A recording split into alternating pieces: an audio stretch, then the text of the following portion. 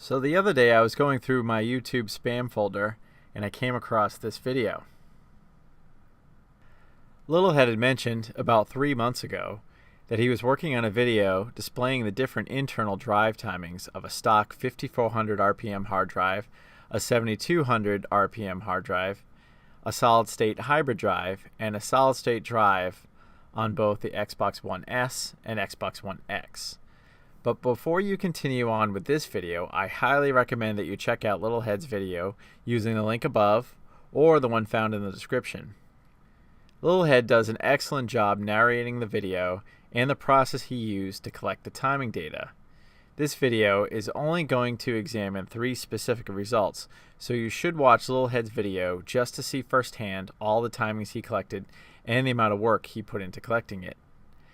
Now, what I find so great about Lilhed's video is that it's something I've been wanting to see for some time.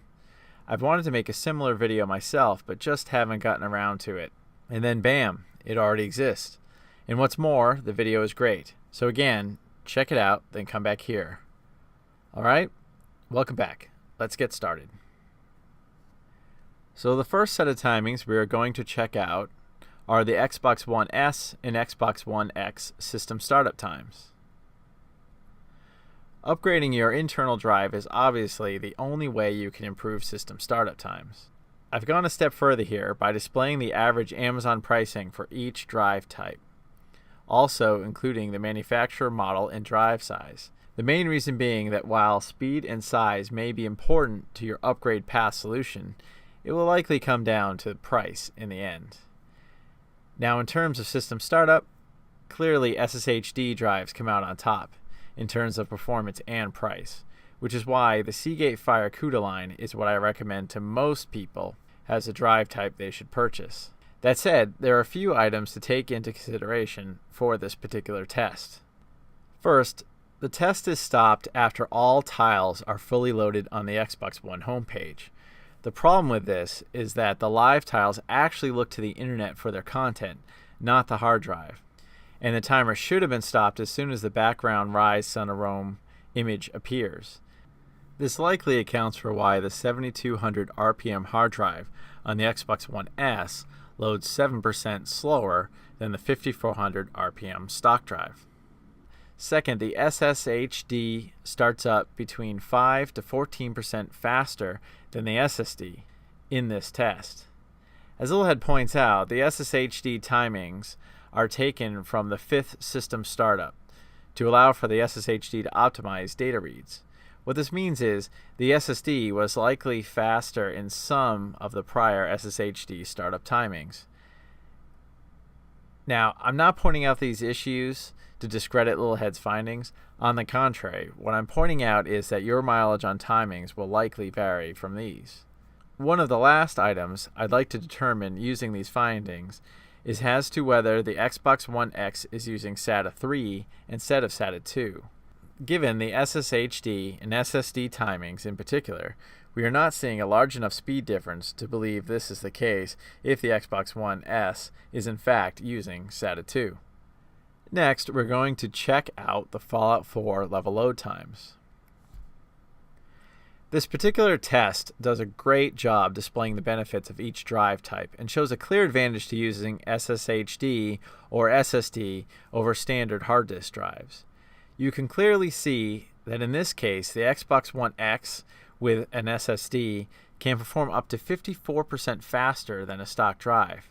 We also see a significant improvement with the Xbox One S as well, but less than that of the X.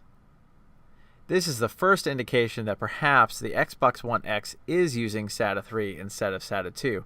However, it isn't a twofold increase as going from SATA 2 to SATA 3 might suggest, and could also result from faster or more memory and a faster CPU, which the X has over the S. Finally, we have the Gears of War 4 game launch timings. I'm examining this particular result because it exemplifies that sometimes the speed gains are not so clear. Now, Lilhed does point out that Gears 4 is a 4K enhanced game, and therefore is likely loading the larger 4K visuals in the case of the Xbox One X timings. As such, the Xbox One X loads slower in most cases. If you look closely, you can see in this image that the visuals for the Xbox One X are more detailed than that compared to the visuals of the Xbox One S. Aside from the slower Xbox One X timings, you still see an improvement going from stock to 7200 RPM to SSHD and to SSD, albeit a smaller margin. We also did not see any clear indication that the Xbox One X might be using SATA 3 over SATA 2. So as far as I'm concerned, the Xbox One X may still be using an internal SATA 2 interface, and further testing still needs to be done. In fact, I still plan on releasing an internal versus external Xbox One X hard drive game timing video. So there you have it, a direct comparison of the 4 different 2.5-inch hard drive types the Xbox One can support. To me, the Seagate FireCuda is the clear winner here, based on both price and possible performance given the right circumstances.